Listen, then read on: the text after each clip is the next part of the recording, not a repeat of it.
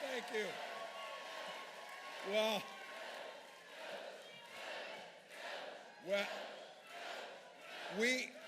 good afternoon, Durham. We're in the right spot, aren't we, in the middle of the gym?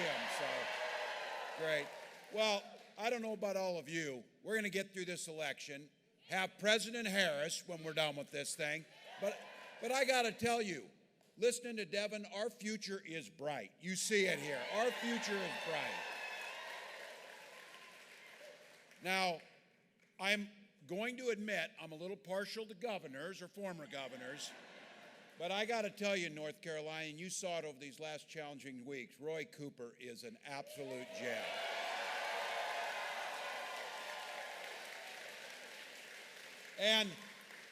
And you grow them well down here because those are pretty big shoes to fill, but I'll tell you what, Josh Stein's going to do just fine doing that.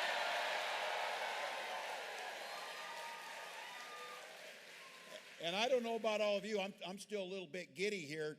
I'm standing on the stage with the 42nd President of the United States. So.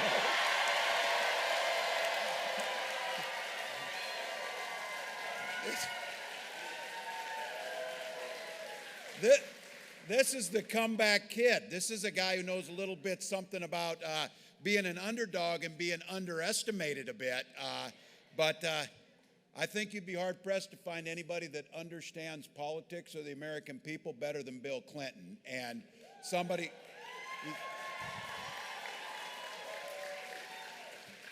He's been a leader. He understands what it takes to win these campaigns. And he gives of his time because what he understands, just like all of you understand, you came here today and President Clinton came here today because you believe in the promise of America and you love this country. That's why you came. That's why you came. And I'm just glad that President Clinton and all of you are out here to make the case why we need to elect Kamala Harris the next President of the United States. Now, I want to say before we get started here, and I bring this to you from across the country and certainly from Minnesota, the eyes of the country have been upon all of you. Our hearts are breaking watching. We know there's folks that lost loved ones, lost everything they had. So the communities are still in the moments of recovery. I want you to know, and you've seen it, the Biden-Harris administration are doing everything they possibly can to get the relief to these areas to get it done. And it's at times like these that it brings out the best of our country. This is what it looks like to be unified. And we're going to have a choice in 19 days to decide to go down a road that Donald Trump wants to take us down of chaos and division. Or Kamala Harris's vision of a united states that cares about each and every one. So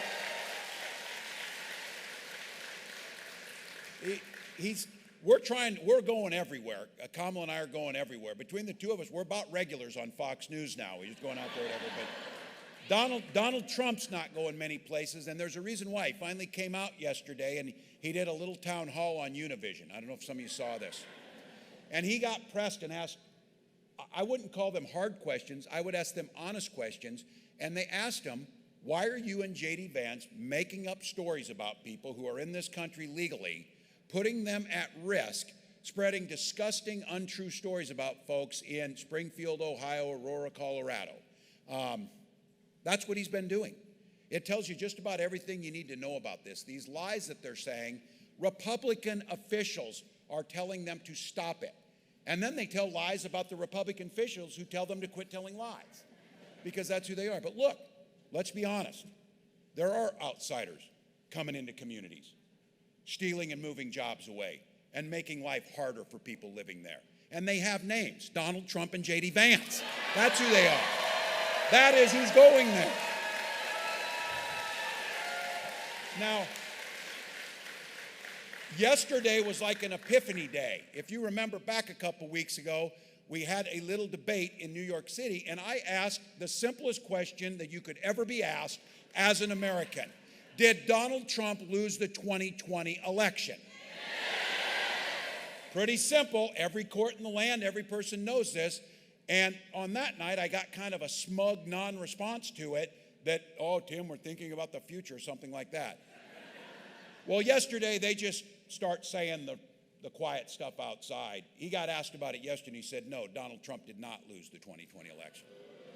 Now, the job that we're asking for to serve the American public, we don't serve an individual. We serve the Constitution and the people of the United States. That's who we serve. J.D. Vance made it clear. His fealty is to Donald Trump, not the people of this community or any community across the country. But look, here's the good news. He is never going to be vice president, and Donald Trump is never going to be president.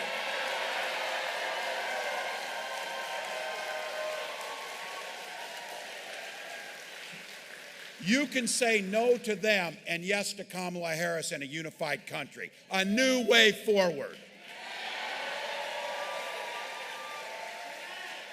I love it when Kamala Harris talks about this. A kid who grew up in Oakland, a single mom, and a kid who grew up in rural Nebraska, middle-class folks. The one thing we understand about this is the economy works best when it's fair and it's focused on the middle class. Now, that seems pretty simple to most of us, but not to these guys. So she's got a plan that we're laying out, and we're talking about it very clearly. So I've been talking to the media. She's been talking to everyone. We're going to rural Pennsylvania and laying out a plan for rural America, and we're being clear about this. Let's talk about some of the things that are in there. 100 million Americans under Kamala Harris as president will see a tax cut focused at them.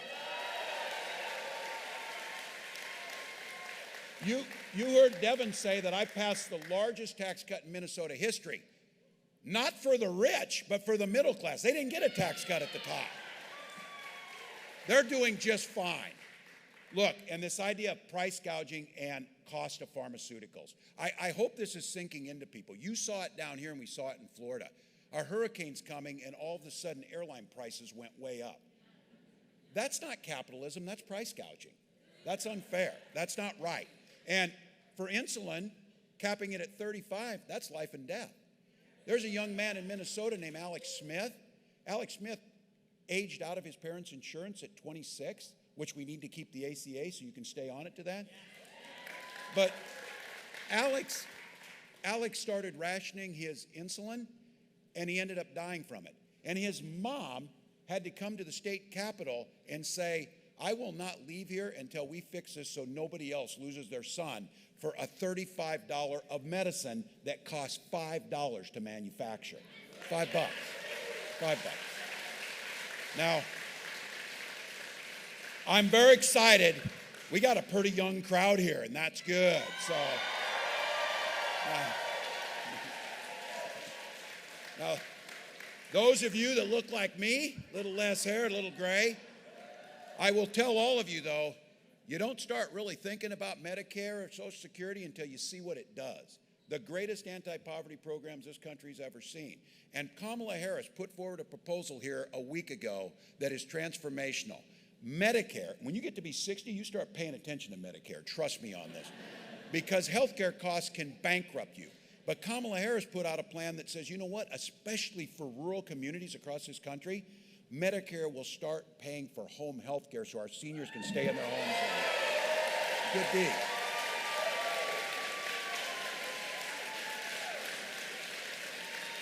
And whether it's affordability on college or whether it's young folks and the rest of us trying to buy a home, building 3 million more affordable homes and down payment assistance to let people get in those homes. The down payment is what keeps us out of the homes. By doing the tax credit and allowing it to go forward, more people can buy homes across this country. Build and those of you who want to be your own boss, $50,000 tax credit to start your own businesses, and we'll get it back.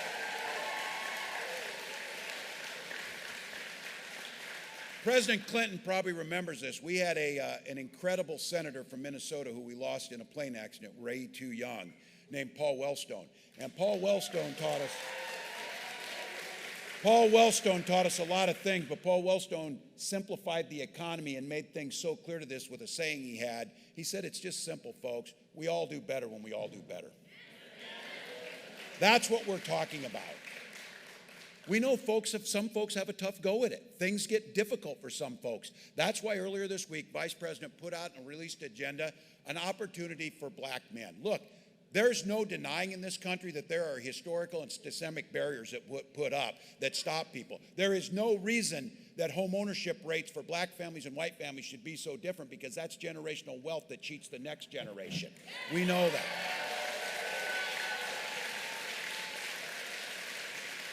So when we talk about these proposals, we need to make sure, certainly the housing and all that, but specifically targeting access to capital for black entrepreneurs to start their own business is an absolute key. Absolute key. Making sure we're targeting job training and apprenticeship programs to communities so that folks can get the skills they need, the capital they need to be their own bosses or to work in the industries that make you in the middle class. So that's an agenda that's out there. And look, our laws have taken a disproportionate impact on certain communities, and certainly the black community. Laws around cannabis have disproportionately impacted and set back folks in those communities. So when we in Minnesota talk about this, and Kamala talks about the country legalizing recreational cannabis, but make sure that the community that was most negatively impacted gets the first shot to make money in those industries. Those are the ones that make a difference.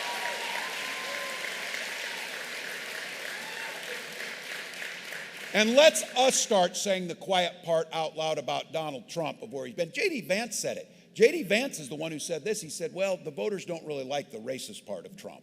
I didn't say it. He said it. He knows him best.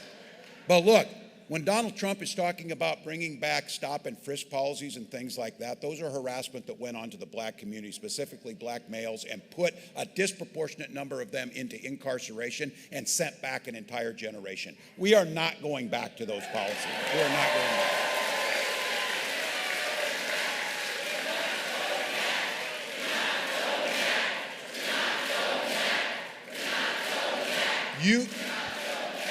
You know they want to make false choices. Let's be very clear here.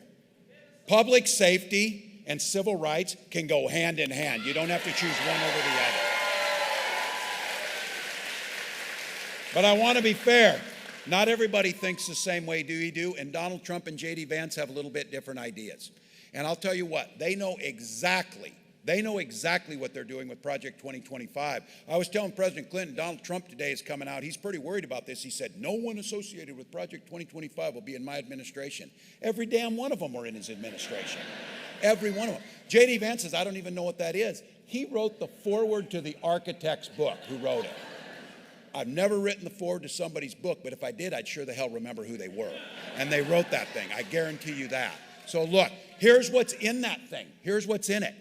Take away the Affordable Care Act. And look, this is the time now to talk to your neighbors. Talk to your relatives who are voting the other way, or your brother, whoever it might be. We all got them, but they will tell you, well, I just don't like Donald Trump's character or some of the things he says. I like his policies. This is where you jump in and say, which policies? Taking away your health care. He said he had a concept of a plan after 9 years. Then Vance tried to explain it. I told JD, you should go back to the concept because your explanation is terrible about what it's going to do. Because the ACA was transformational because it protects us with pre-existing conditions. Because you don't have to be a business genius to understand. Insurance companies want to charge you premiums, and then what they'd really like to do is not have to pay out from that. One way to do that is only insure healthy people and let the sick people, as Donald Trump would say, just get along however you can. That doesn't work. You create the pools together where all of us have an opportunity to get basic human rights of health care to be able to stay healthy. So, look, Donald Trump called Social Security a Ponzi scheme. J.D. Vance said it was the impediment or the roadblock to fiscal sanity. Social Security doesn't add to our national debt, and we damn sure pay into it. So when my dad dies and I'm a teenager, I got a little brother in elementary school, a stay-at-home mom. It was Social Security survivor benefits that kept our family alive, kept us going on it. That's smart.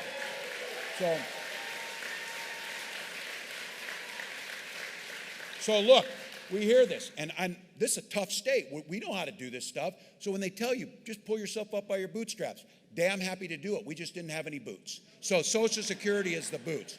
I guarantee you, if I would have had $400 million, I would be in better shape than he is and wouldn't be bankrupt. So let's today, I listened to 2 business interviews with this guy. I have met no one in my life that has less business acumen than Donald Trump. So put an end to that myth.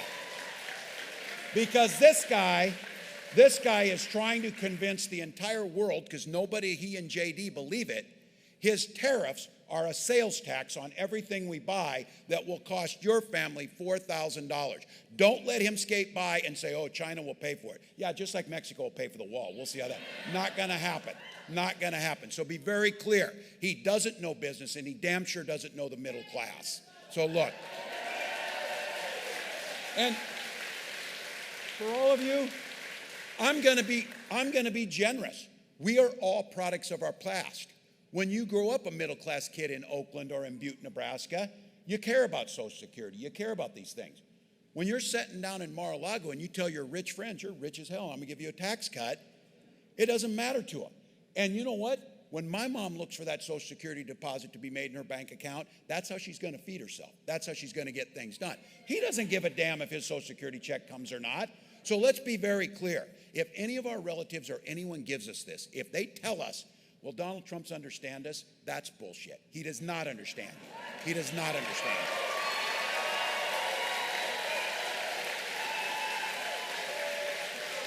you. Look, you know it. All right, for the little ones here, I'm a teacher. I'm sorry about that. I didn't get carried away. So, look, you know what we've got here. This issue, you've got it up on here. It's about freedom. It's about freedom. And I'll leave you with this. The freedom for women to make their own health care decisions.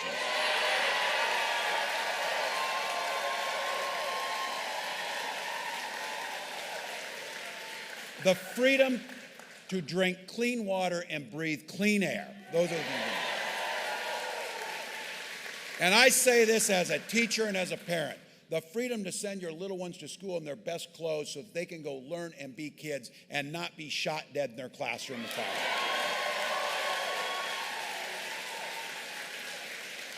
I'm taking nothing on this. I'm a veteran. I'm a hunter. I went pheasant hunting last weekend. I own firearms. Kamala Harris owns firearms. This might be I don't know, President Clinton, this might be the first time that both Democrats on the ticket are gun owners right now. And it might also be the first time that the guy on the other side can't pass a background check because he has felonies.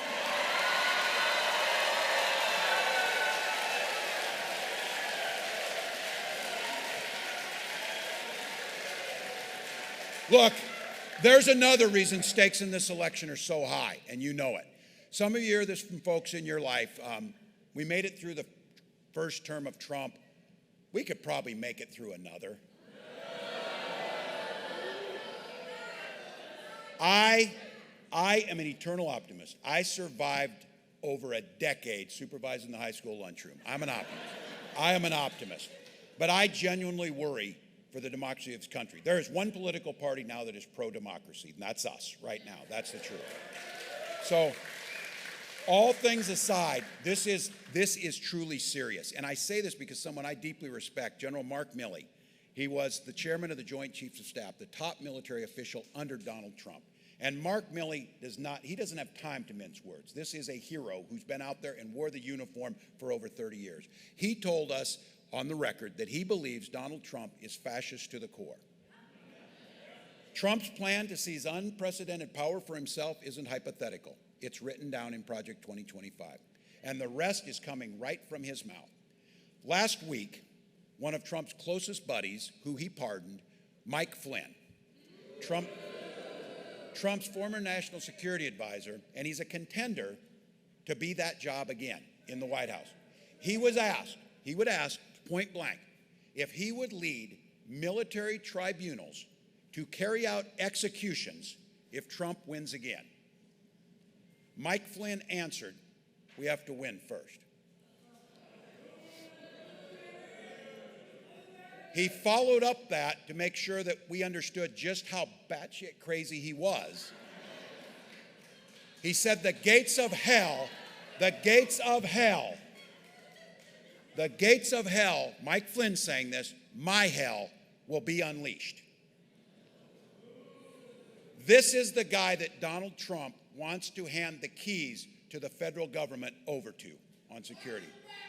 So look, if there's anybody in your life who really meant when Donald Trump said he called for a bloodbath after this election, if they think he's just talking, I have to tell you this. You remember 2016. You remember the way he talked. This is not that Trump even. This is something much more deranged, something much more desperate, maybe to stay out of prison. And with J.D. Vance there are no guardrails around him. You know how he will vote. So look, Lord knows Republicans in Congress won't have the courage to stand up to him. So there's one way to stop it. We need to go vote and win the election and make sure none of this ever happens. All right? Look, hundreds of Republicans out with Kamala campaigning. Who would have ever thought we would see Bernie Sanders, Dick Cheney, and Taylor Swift on the same ticket? I'll tell you again. There you go. So look, we got to do what Americans do on this. That rhetoric has no place. That is the language of dictators. That is the language of totalitarianism. We need to go to the polls, clean his clock, and win this thing. So here's the deal. I'm going to finish because you're here for the main event. But I want to leave enough time that if you don't have one of those stickers on, go vote and get one today. Today. If you're not registered, you can register today and vote today. That's what you can do. And if you're going to vote by mail, do that today too and get it in. So look, follow the instructions carefully because these guys want to do whatever they can to throw out ballots. If you need to, you know what you need to do. iwillvote.com/NC will tell you exactly where to go, how to do it, how to fill out your ballot, and how to get it done. Go knock doors, go make phone calls, talk to your brother, tell him to quit voting the other way. If you want to, KamalaHarris.com, give $1 or $2, knowing that in these battleground states, it lets us build out and get things like this going. So here's the thing.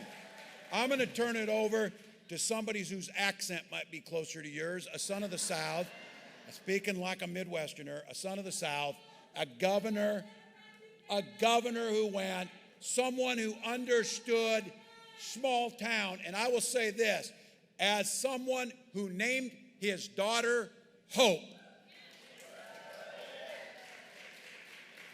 the man from Hope who brought us all the changes that make a difference, please join me in welcoming our 42nd president, Bill Clinton.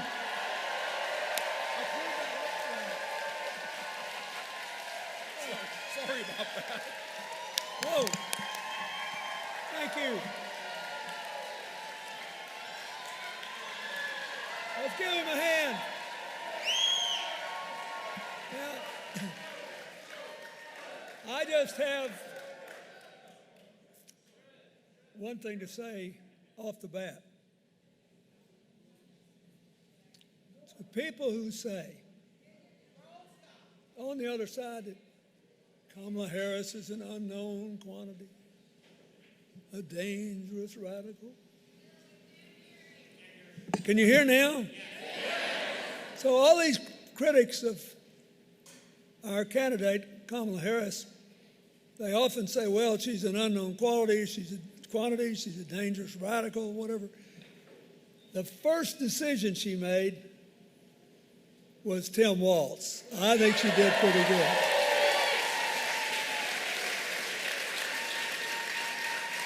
It says a lot about what kind of president she'll be. First decision Donald Trump made was J.D. Vance.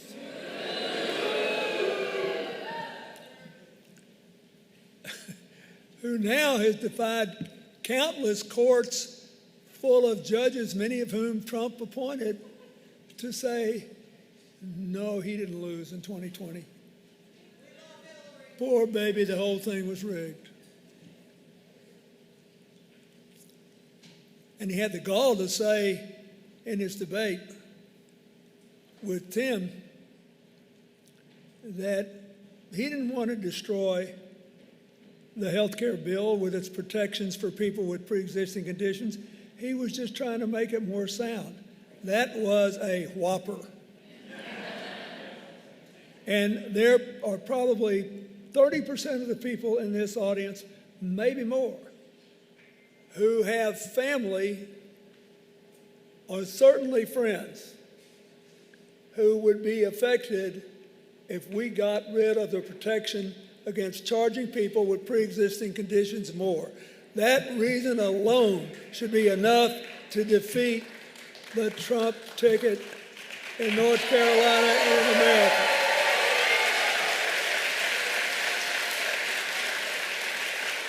So, I really liked Tim Walz.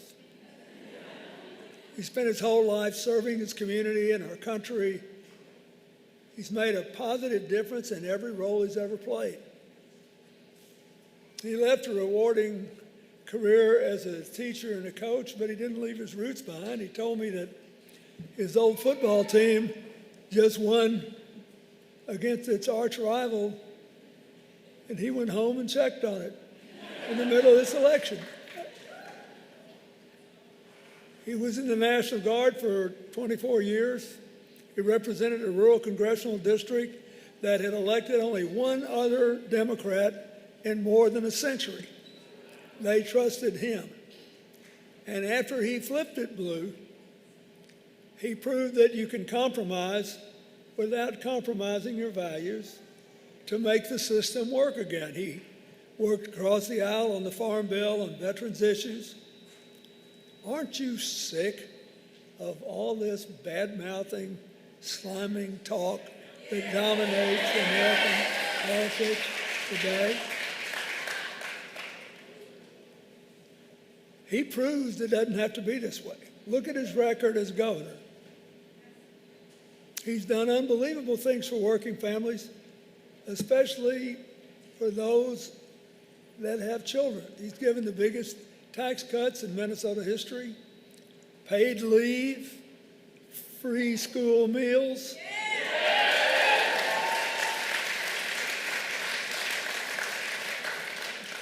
And I could have sat here for another hour listening to him talk because he reminds me of home. Let's cut to the tape. Chase. I don't know how many more elections I'll be involved with, and I'm too old to gild the lily. Heck, I'm only 2 months younger than Donald Trump.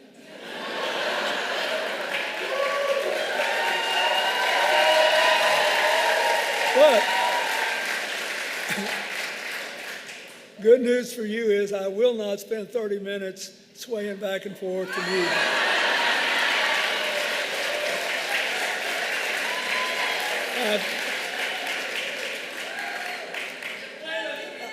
I've played enough music. I will not clap off beat. Nor will I pretend to be a conductor, because we got a race to win, and we have to win it. I've been doing this a long, long time, and I can honestly say that this time I am not here running for anything anymore except for my grandchildren's future. Now, you just heard what Tim Walz said. So think about this when I describe what the decision is before North Carolina and the country. A presidential election is just a great job interview for the most important job in the world. And since you do the hiring, you have to decide what the criteria for the job are. And in effect, the American people make that decision every presidential election over and over and over. So how do you decide? What questions will you ask? Here are the questions that I hope you'll ask. Which candidate will take us forward? Which will take us backward? Which will give our children a brighter future or a darker, more uncertain one? Which will make us more united? And which will relish in every new division? Which will make us all feel heard and seen, regardless of who we vote for? And when the election's over, will we all live under the same set of rules? That's a big deal in a democracy. It's not just about who gets the most votes. It's what rules do you play by when it's over. He's got a Supreme Court that virtually said, once you get to be president, you can just make up the rules. And he keeps talking about how he wants to get even and may have to call out the military on our own people. The danger within. I suppose that includes me. And I mean, basically, he's asserted the right to go after anybody that he thinks, in his wisdom, is a threat, right? You sign the oath says you promise to preserve, protect, and defend the Constitution against all enemies, foreign and domestic. And he said, I think I'll start with domestic. Bring me the army. Now, I used to like President Clinton. I once said only he and Ronald Reagan were the great presidents since World War II. But I've had a change of heart, and I think he needs to go away for a long time.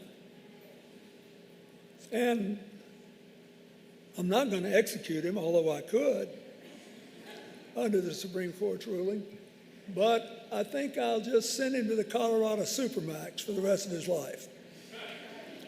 So I've already got a petition ready. I want him to transfer me to Guantanamo. Because when you're 78, you're a lot more worried about it being too cold than being too hot.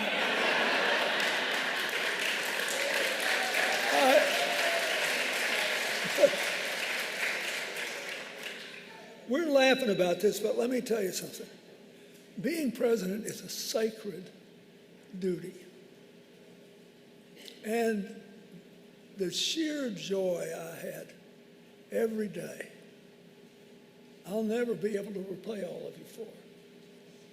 Even the terrible days when they were trying to tear my head off, there was always something good you could do for someone. And the idea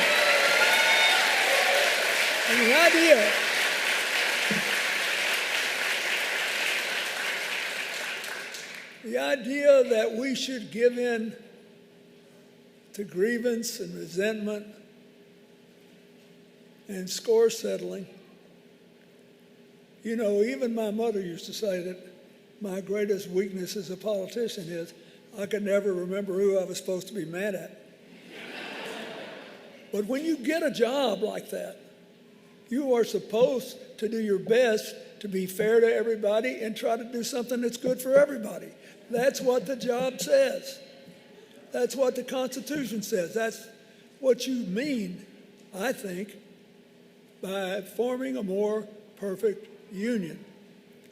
It doesn't say, we the people of the United States, in order to take up sides and bash the living hell out of the other side and tear them to pieces. It says we are supposed to form a more perfect union. And I can tell you, and I know both the candidates pretty well, I think Kamala Harris is the only candidate in this race who has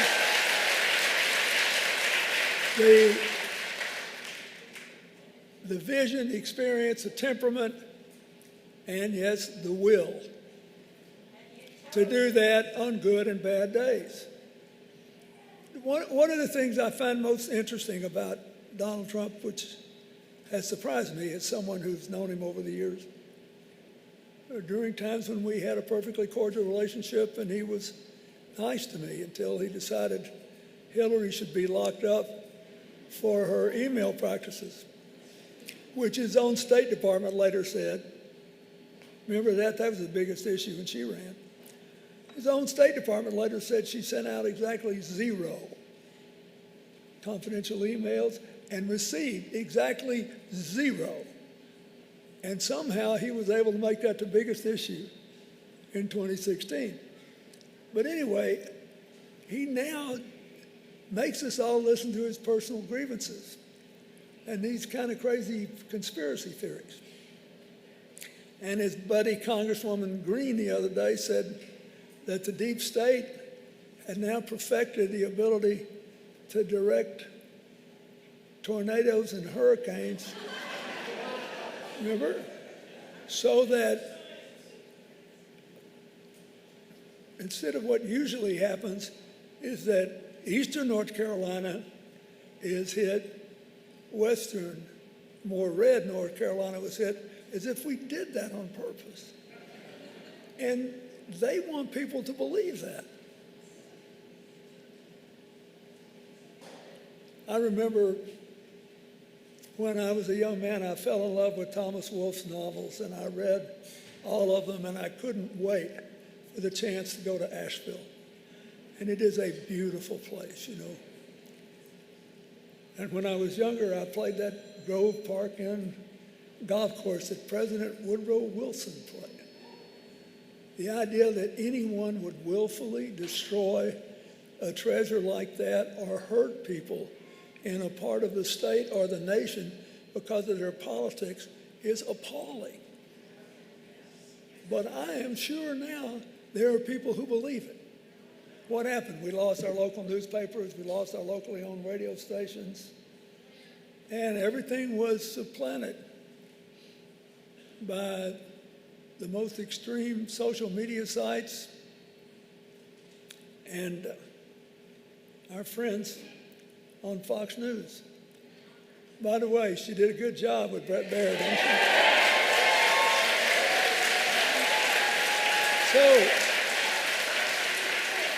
So look,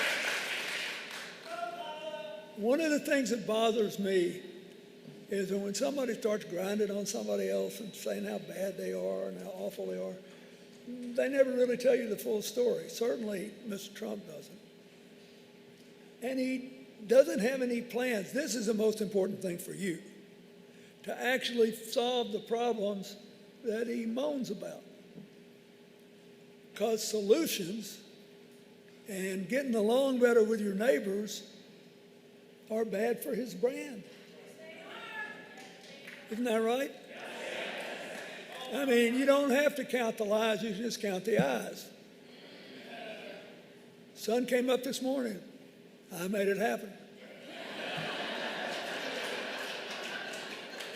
It rained yesterday. If I had been president, it never would have happened. It's always about him. One reason I want Kamala Harris is it will be about you.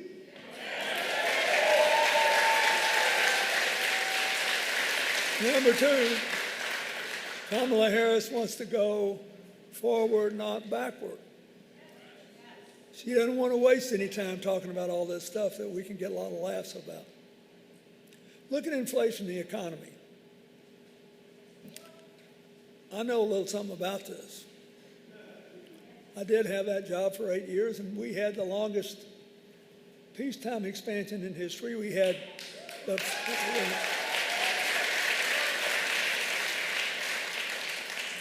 first balanced budget in 30 years, the first three surpluses in a row in 70 years.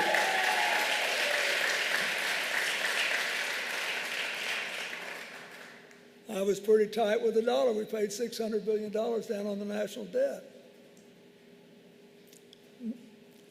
But You got to know when to invest, when to save, and you can't pretend that all spending is the same.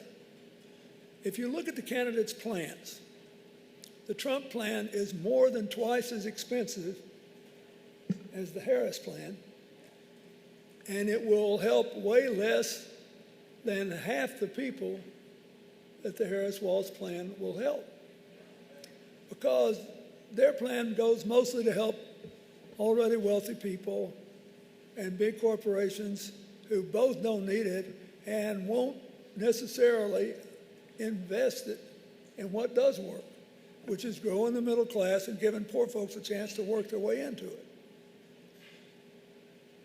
So why aren't we voting for the Democrats? Well, a lot of people say, well, there's been too much inflation. That's right. When COVID happened and the economy of the world shut down, it broke the supply chains. And when the supply chains are broken, then the demand for goods for a while is much higher than the available supply. When the demand's here and the supply's here, the price forces a raise. It happened everywhere in the world. Now what happened? The administration, President Biden and all of his economic team and Vice President Harris, they've been trying to get the inflation rate down, and it's been going down for 3 years, and finally the Federal Reserve has lowered interest rates, which is going to drive it down more. So there's still some residual inflation that we all have questions about, especially in food prices, in fuel prices. Now, here's how that works. If you look at the grocery business nationwide, there are still quite a large number of independent grocery stores, especially in smaller places, but they have to buy from a relatively limited number of suppliers. And then there's the problem of concentration in larger places of huge grocery stores with massive numbers of customers having a big share of the market. They often have what sounds like a low profit margin, 3 or 4%. But if you've got millions of customers, you can make a ton of money with that kind of profit margin. And the difference of 1% might be enormous, and all the burden of that 1% might come off people buying meager groceries every week to stay alive. That's why most states have anti-price gouging laws. But we always left it to the states before. And the grocery business has been changing before our very eyes and getting more and more concentrated. And that's why Kamala Harris became the first presidential candidate ever to say we need a national price gouging law. And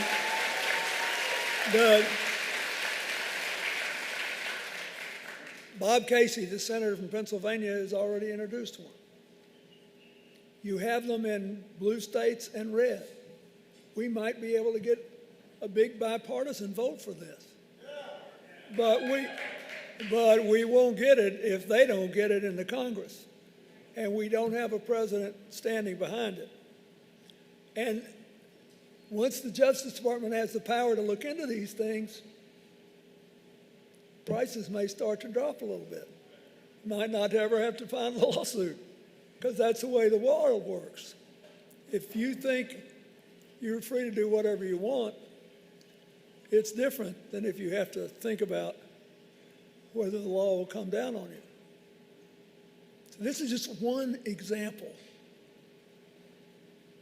But she's in this looking for a practical solution to a big problem.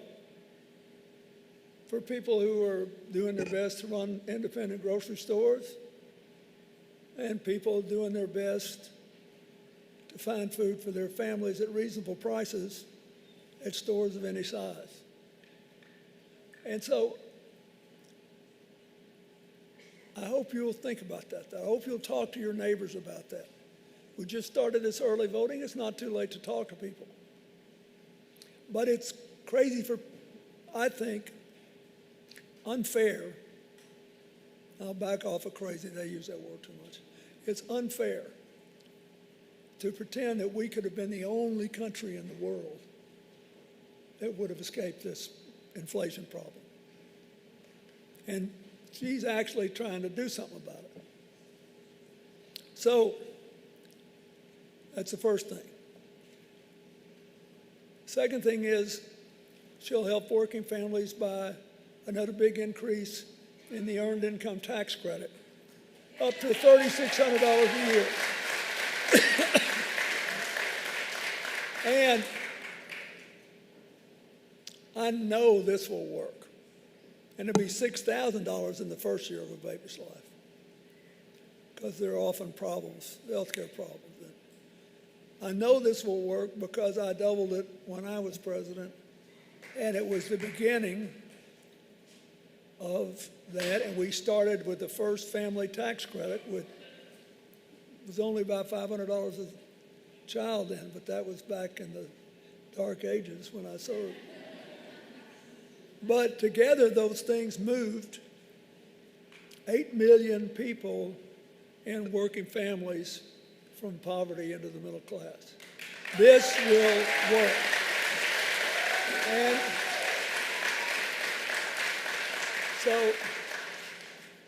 And since we started on this road, child poverty has gone down almost 60%.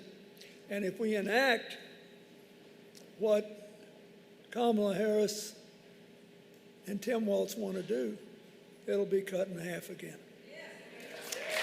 So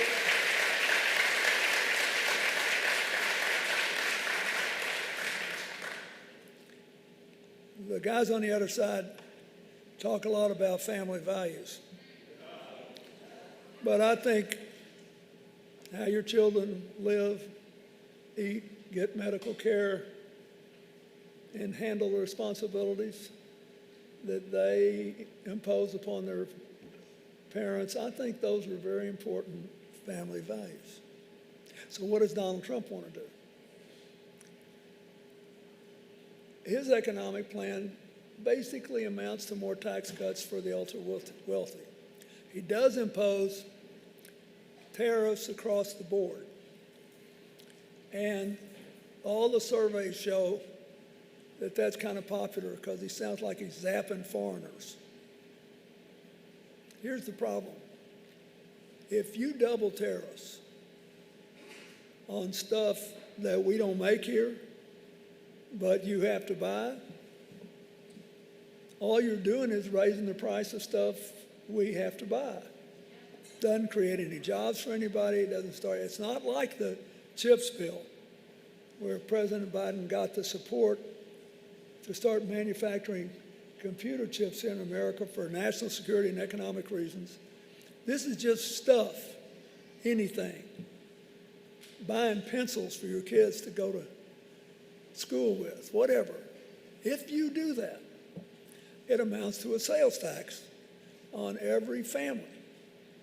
These tariffs will hurt lower and middle income families the most because most Americans spend a larger percentage of their income on goods and services, the very things that we don't produce here, than others. So the economists say Trump's would cost middle-class families about $4,000 a year. And by raising the price of essentials like gas, medicine, and prescription drugs, which also he wants to do, it'll become worse. Please talk to your friends about that. And then there's the jobs issue. You know, we're about to finish the 4-year term, which has produced more jobs than any 4-year term in the history of the United States of America. Now,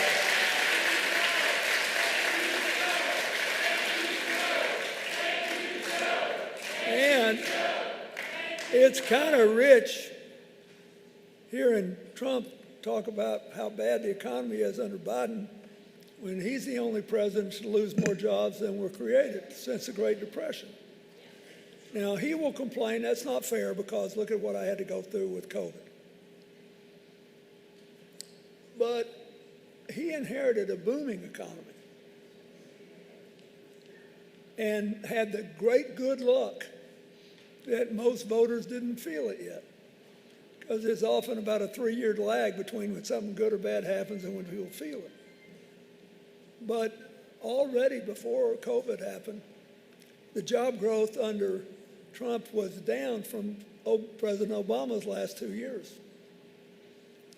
So he wants you to believe, like I said before, this is about a whole different world started when I took office, and boom, everything got great. When in fact, the job growth was going down. So Democrats do know how to create jobs. Since the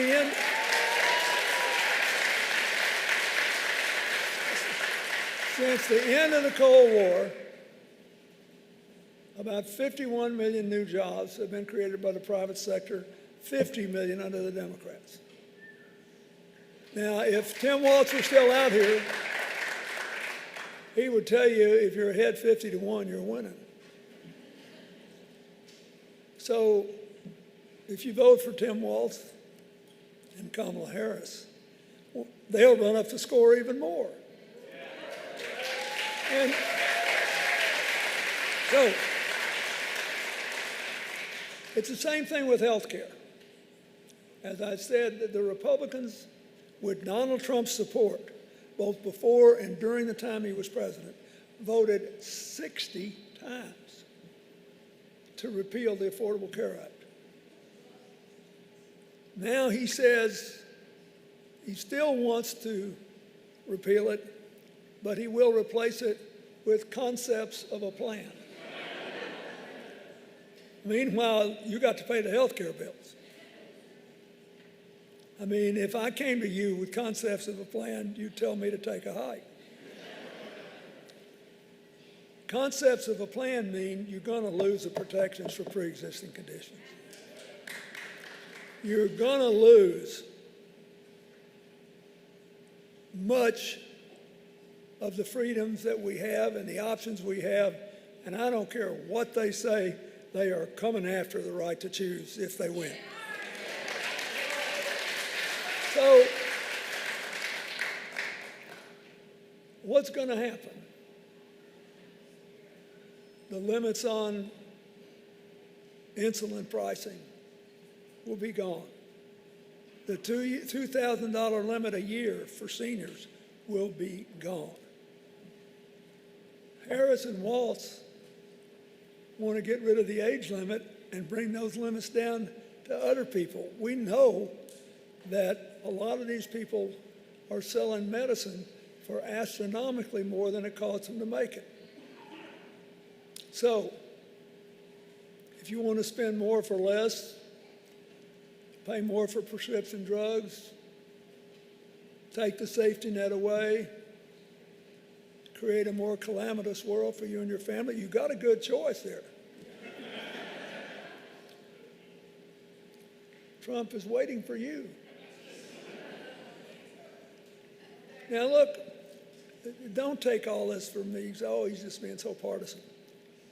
Look at his own vice president, members of his cabinet, prominent Republican members of Congress, military leaders, well over 100 people who were in his own administration who will not endorse him because they say Kamala Harris will honor the Constitution and give us a good normal life and build on our strengths, and he will not.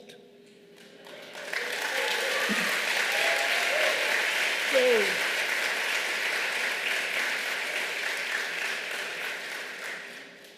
he wants 4 more years of chaos, 4 more years of the blame game. We want a leader who will take us to buckle down, to solve problems, to seize the opportunities, to give us a stronger middle class with greater ability for more people to work their way into it. We want to do things, and we're tired of wasting time talking about crowd sizes. We want more affordable housing, more affordable health care. You heard what Governor Walz said about the housing, more affordable child care, more financing for small businesses, stronger alliances for freedom and democracy around the world, including in Ukraine. And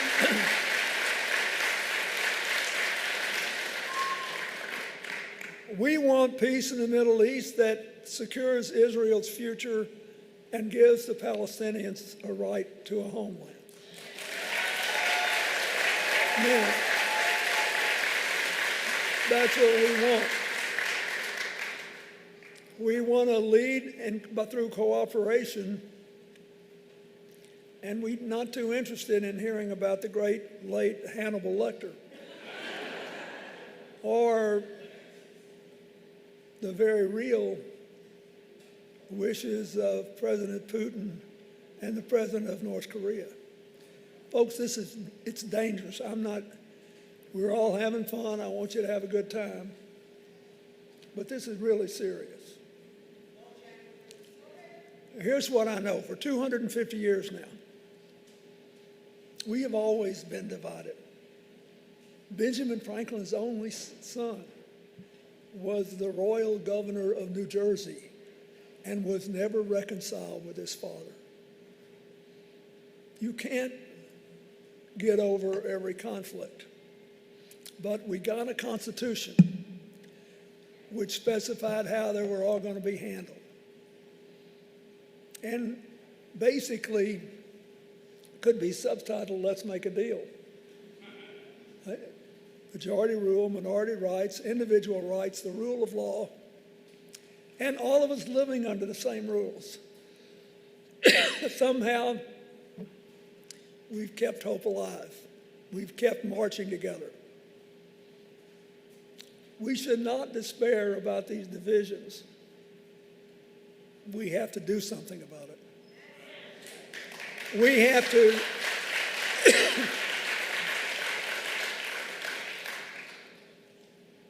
that's the chance we've got again now. We ought to reach out a hand to our neighbors, those that agree with us and those who don't. But we should realize that more than ever before in my lifetime, the fundamental protections of the economy, of the Constitution, majority rule, minority rights, individual rights, the rule of law, same set of rules applying to everybody. Those things are in great danger. And I'm telling you, I think it is an enormous opportunity that we've been given to elect Kamala Harris. I think she is clearly up to the job. Tim Walz is clearly up to the job. They will bring us together and move us forward. Will everything be perfect overnight? Will everything be hunky-dory? Will you agree with everything they do? No, this is the real world. But you seldom get a chance to do as much good for as many people with one decision. So go out there and win this, because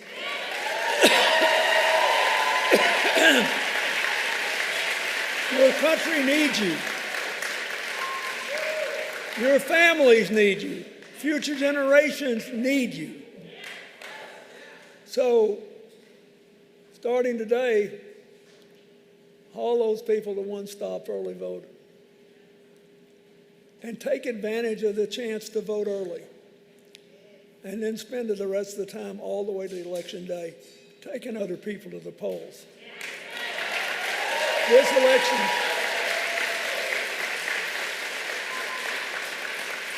a lot of people need a plan to vote. They need help voting. We have so much hay in the barn. There is not another country on the face of this earth that is better positioned for the next 20 years than the United States. Not one. But we've been through so much turmoil, so much trouble. We've still got some people with PTSD from COVID. This has been tough on people. You've got to take a deep breath and push this thing over the finish line. I'm telling you, you can do it. So, thank you. On behalf of my grandchildren and yours, if you have them, there's a lot on the line. So far, for more than 250 years, everybody that's bet against America has lost money.